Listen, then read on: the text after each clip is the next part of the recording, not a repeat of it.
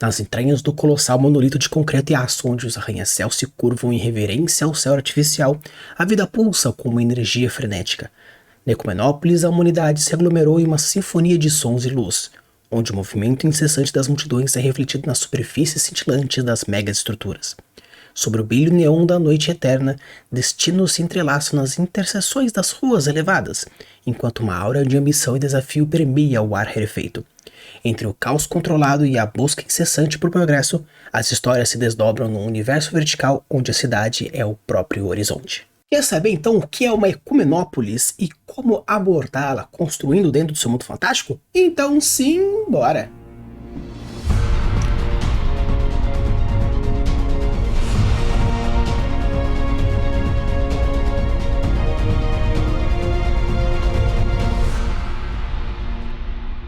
Alô, bem-vindos, tudo bem? Aqui é o Rafael Campos e hoje nós vamos falar sobre Ecumenópolis, essa cidade gigantesca, colossal, com uma conurbação tão gigantesca que ela ocupa o espaço inteiro do planeta, reduzindo o máximo de espaços vegetais e assim se tornando uma grande cidade única. Nós temos diversos exemplos de cidades que entram nessa categoria, mas hoje a gente vai conversar um pouco mais como construí-la e como abordá-la dentro do universo fantástico, seja numa fantasia, seja numa ficção científica, beleza? Então, bora lá conversar um pouco sobre Ecumenópolis, essas cidades magníficas e gigantescas e como abordar dentro do seu mundo fantástico. Então, pessoal, uma coisa que é muito importante a gente já começar a definição propriamente dita, as palavras-chave para a gente começar a criação é conurbação. O que é a conurbação?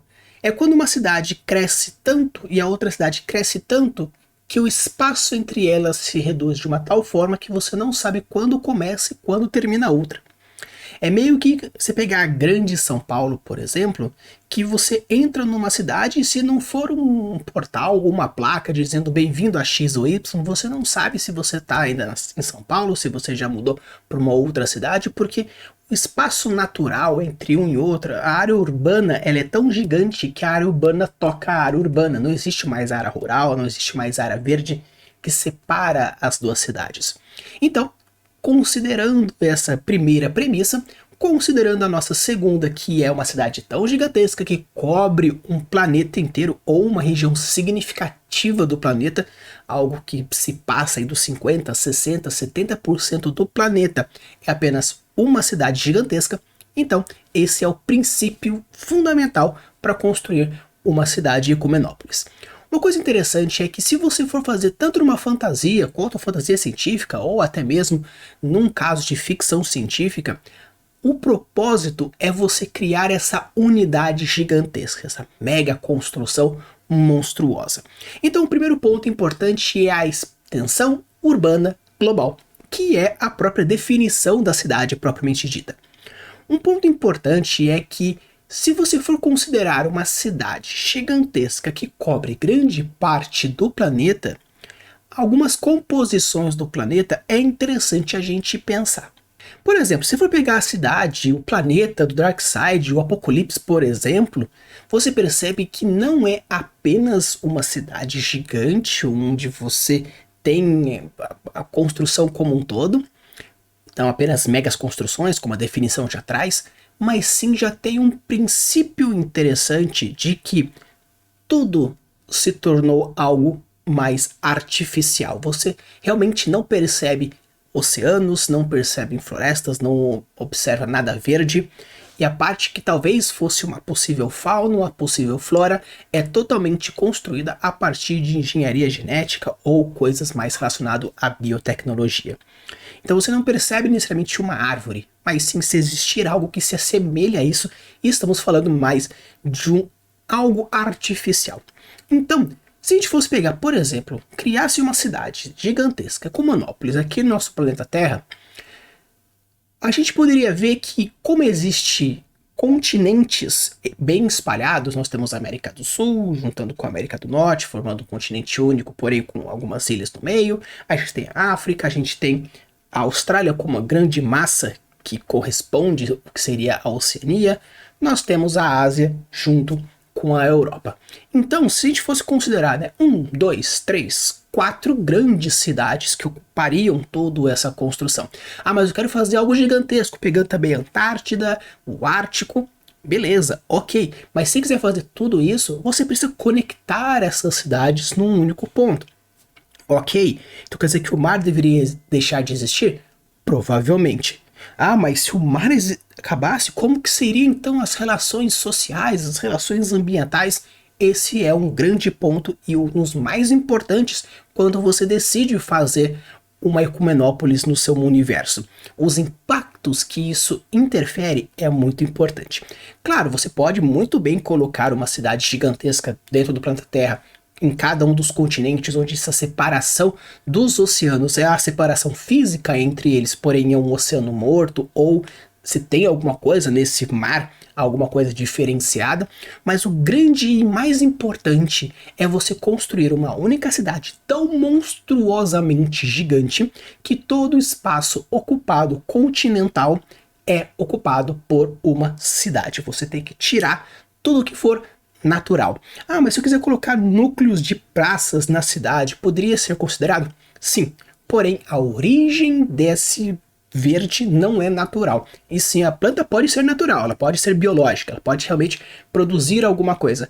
Porém, essa planta tem origem artificial, ela não estava ali antes de todo o processo de construção arquitetônica, beleza? Então, o primeiro ponto e um dos mais importantes quando a gente for construir essa cidade, é a logística que você for fazer, é fazer com que as cidades cresçam de tal forma que o verde deixe de existir e os partes de ambiente natural sejam mais requisitos possível, ou se existirem, ter alguma coisa que justifique a existência desses aí.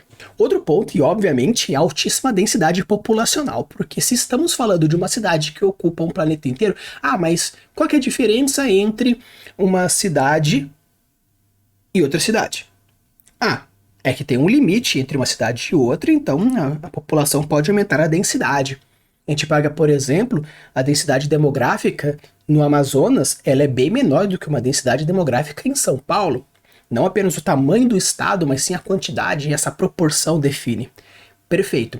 Mas se tivesse uma cidade tão grande que englobasse Manaus, que englobasse São Paulo, numa região apenas, formando tipo o Brasil inteiro, não seria uma densidade a partir de tudo? Sim, mas pelo fato de ser apenas uma única cidade, a quantidade de pessoas está crescendo tão vertiginosamente que realmente a densidade é gigantesca. Obviamente que pela composição do planeta e da cidade, pode ser que algumas regiões estejam mais alta densidade do que outras, onde acontece realmente essa separação. Então, por exemplo, a região que seria antigamente o Amazonas, ele é realmente menos denso do que hoje, que é São Paulo, e mesmo que junte as duas cidades, vai ter essa separação posicional. Perfeito. Só que quando você coloca uma ecumenópolis, significa que o crescimento populacional foi tão gigante que fez com que duas cidades que estão extremamente longe se juntassem uma com a outra, formando uma unidade total, e com isso o movimento entre pessoas, o movimento de localidades fica tão mais fácil que é muito fácil pessoas irem para lá. Então, se São Paulo, que é muito denso, viu que lá não é tão denso, migrou para lá, só que continua crescendo. Então, essa dispersão começa a ser muito mais intensificada, aumentando muito mais a quantidade de pessoas. Então, o legal de você colocar dentro da sua criação, quando a gente pensa numa parte mais narrativa, é você perceber que a quantidade de pessoas é tão grande, indiferentemente da região onde você quer estar. Por quê? Porque é uma cidade gigantesca, que ela cresceu por necessidade humana, pela quantidade de pessoas e pelo fato de precisar de mais espaço. Mais espaço, mais pessoas, mais pessoas, mais espaço. E assim vai aumentando, aumentando, aumentando até que chegue no limite, que é o planeta como um todo. E a partir disso, a única forma de crescer, ou para cima ou para baixo, porém, espacialmente, quando falamos de quantidade de pessoas, mesmo que cresça assim ou cresça para baixo, esse espaço de área, esse metro quadrado, continua tendo mais pessoas ainda, porque não apenas está crescendo lateral, mas sim verticalmente. E considerando então essa premissa, a gente tem as megaestruturas, que é algo primordial. Pelo fato de a gente pensar em algo bem mais futurista, apesar de numa fantasia também poderia ter um castelo tão gigantesco, uma torre para cima, uma torre para baixo. Porém, quando a gente pensa numa ficção, quando a gente pensa numa fantasia científica, onde ecumenópolis são normalmente mais utilizadas, você percebe que existem as megaestruturas, que são realmente arranha-céus monstruosos que podem colocar até mesmo chegar na estratosfera, chegar em qualquer outro nível da atmosfera, ou descer tanto que precisa chegar próximo de, por exemplo, o núcleo da Terra. No vídeo onde nós falamos de Matrix, Zion fica muito próximo do núcleo, porque o planeta esfriou tanto que eles tiveram que ir cavando mais por cento para pegar esse calor. Então pode acontecer pelo fato de ter um impacto ambiental gigantesco, a tecnologia para fora da crosta seja algo tão caro e pessoas tão ricas que a galera mais pobre vai ter que ir descendo aos poucos, cada vez mais próximo do núcleo, pelo fato de precisarem de um calor mais natural. Então você percebe que existe mega construções e essas mega construções podem ter funções diversas. O mais interessante é que realmente você coloque elas, torres, prédios, indústrias, montadoras, elevadores, fábricas, todas essas tecnologias, esses espaços que a gente tem hoje, precisa ser gigantesco. Se você pega uma universidade e precisa que todo mundo vá para a universidade, então é um prédio monstruoso. Eu tenho um barco que eu preciso fazer, isso aí é monstruoso. É o metrô para quantidade de pessoas, é monstruosa. A galera que vive em grandes cidades já imagina como é o metrô no horário de pico na Grande São Paulo. Beleza, e se a Grande São Paulo aumentasse em 100 vezes a quantidade de pessoas, qual que seria o tamanho do vagão? Quantos vagões precisariam ter? Quantas linhas precisam ter? Então essas mega construções de ferrovias para lá e para cá, e prédios, e transporte, e tubos, e não sei o que, os caramba quatro. Então, mega construções é algo importante e primordial quando a gente pensa numa construção arquitetônica para uma ecumenópolis. E, obviamente, como eu falei para vocês, os espaços naturais reduzidos o máximo que você puder. Como o surgimento de uma ecumenópole está diretamente ligado à conurbação e, com isso, o crescimento desenfreado do ser humano, muitas vezes a origem dessa cidade faz com que os meios naturais vão acabando.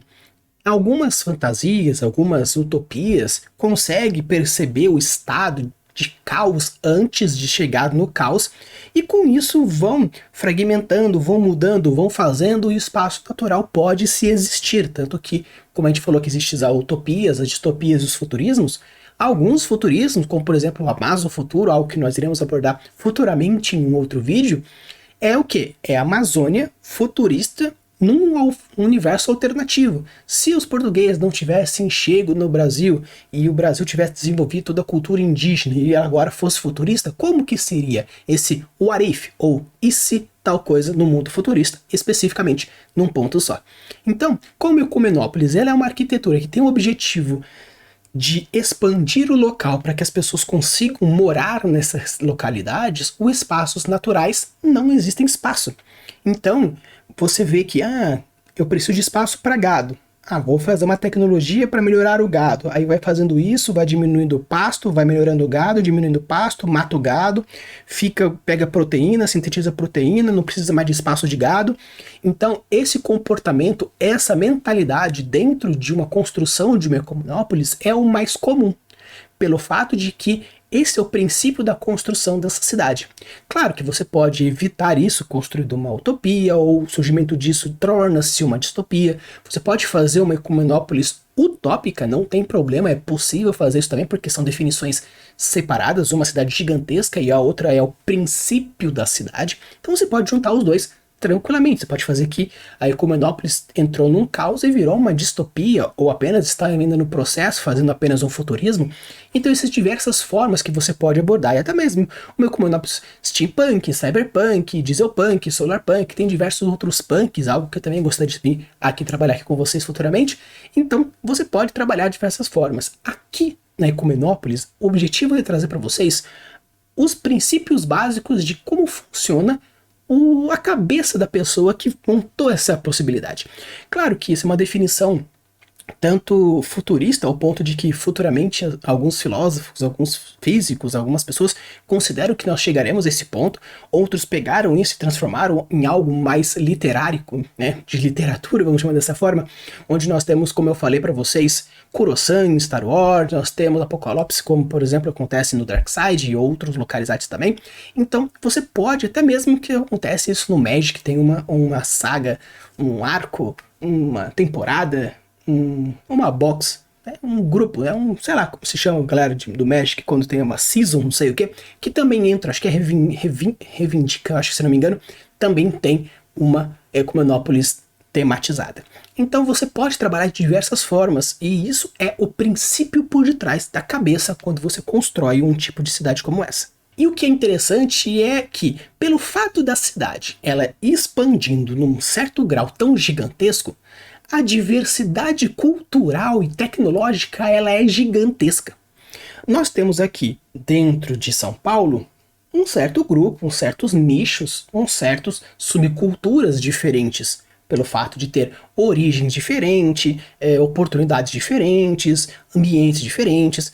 Mas se essa cidade ela é tão gigantesca que começa a abordar e englobar outros estados, você percebe que nessa mesma cidade a quantidade de interação entre diferentes etnias, diferentes nacionalidades, diferentes formas, culturas, pensamentos, começa a ficar muito mais forte.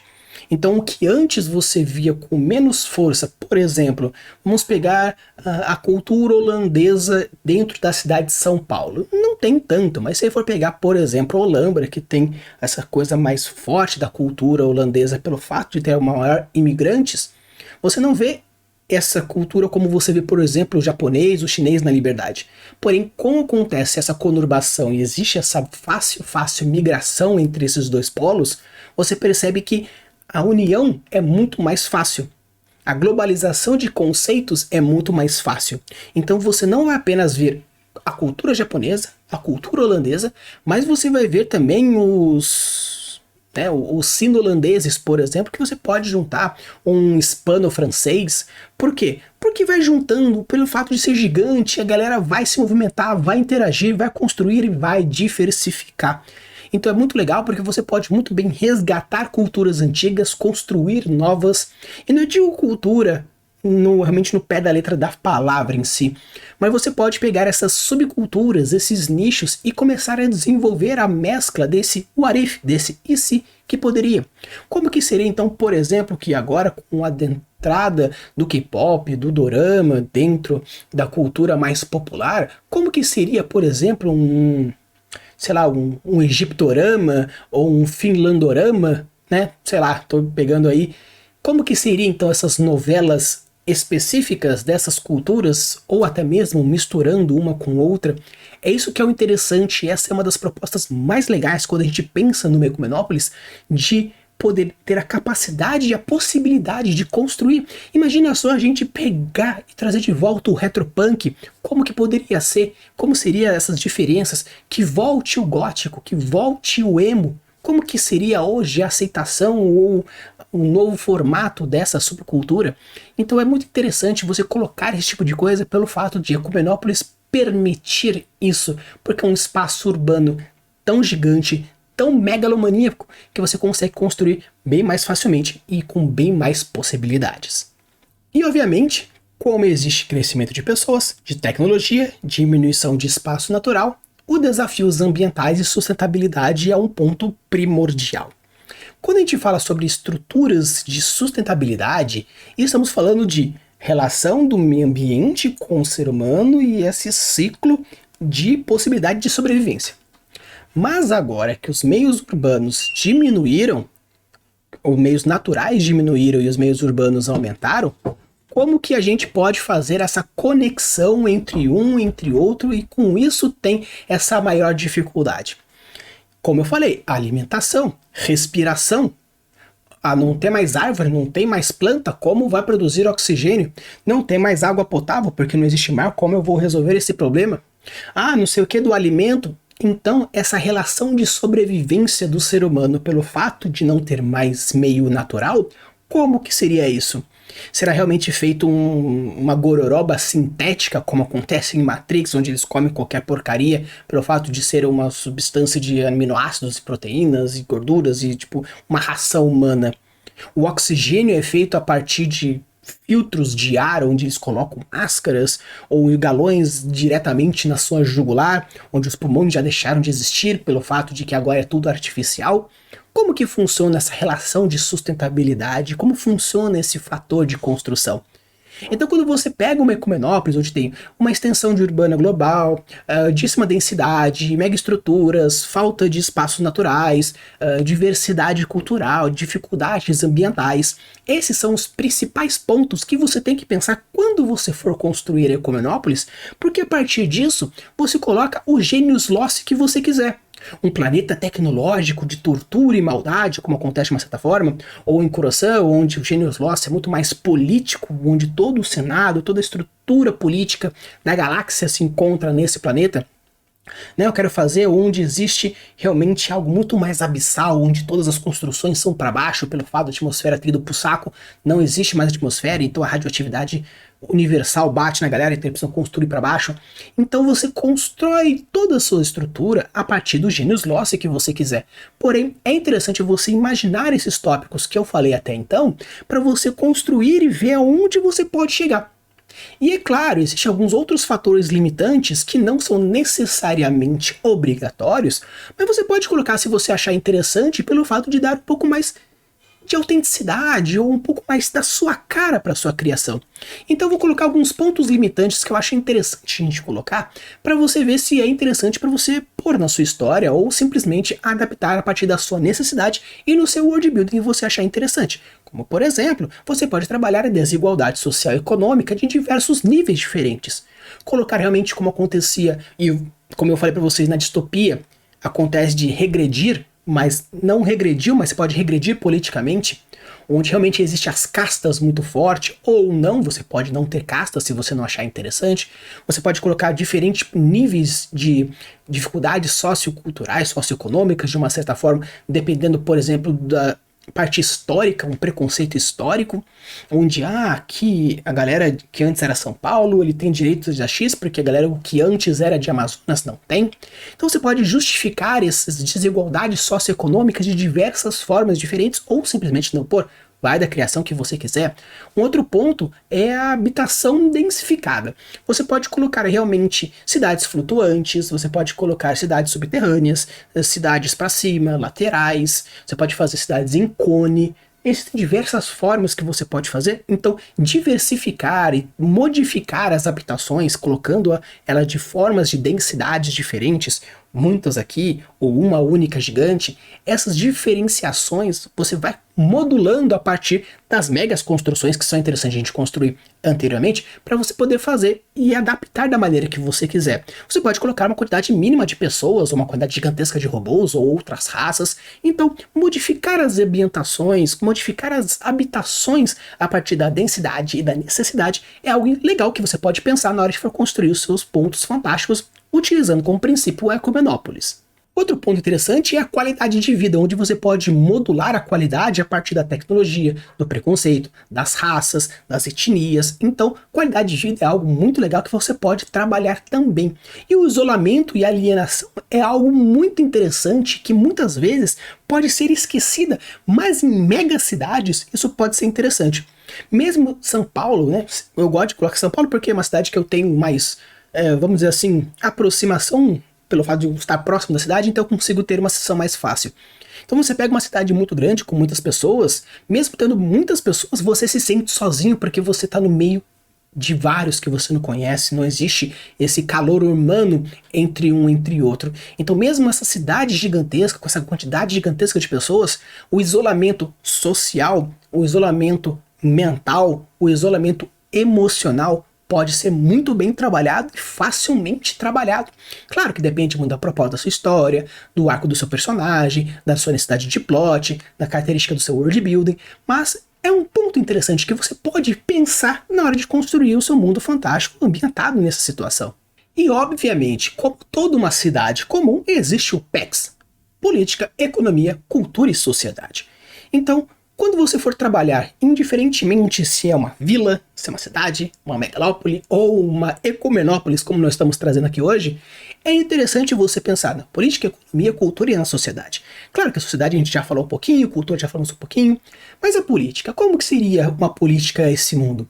Nós fizemos uma live recentemente que nós construímos uma política global que trabalhava essa ideia de ecumenópolis pelo fato de ser uma política que comandava o mundo como um todo, E nós trouxemos diversos parâmetros, que poderia ser apenas governado por mulheres, onde a mulher é a líder e é meio que ditatorial, porém democrático, porque você tem a votação para você ser líder, mas depois que você é líder, você se torna líder durante a sua vida como um todo. Então, a gente criou uma política específica, vou deixar até o cardzinho da live aqui para vocês irem lá ver, porque foi bem legal a nossa construção e ela claramente se encaixa nessa Ecumenópolis na parte da política. Então, aos poucos a gente foi construindo e foi pegando, foi percebendo, foi montando e no final fechou nesse ponto. Então esses são os pontos que eu acho bem legal a gente pensar também, não apenas na definição estrutural, arquitetônica, mas sim política econômica sociocultural e outros fatores pequenos dentro de uma cidade, para você construir e deixar algo bem mais interessante. Então se vocês chegaram até aqui, curtiram esse vídeo, então já deixa um like, se inscreve no canal, compartilha, deixa aqui nos comentários se você já pensou, já cogitou em colocar uma Ecumenópolis no seu universo, e se não, agora com o episódio de hoje, se algo te interessou e se você acha interessante, obviamente, colocar isso no seu mundo fantástico. Quer deixar algum comentário sobre algum outro vídeo que você gostaria que eu abordasse dentro dessa ficção científica, ou pegasse, por exemplo, a esfera de Dyson e falasse um pouco dela também, essa proposta de construção de cidade? Deixe aqui nos comentários que daí a gente pode ir conversando e construindo coisas diferenciadas. Use a boa das suas criações e deixe os mundos cada vez mais incríveis. Valeu!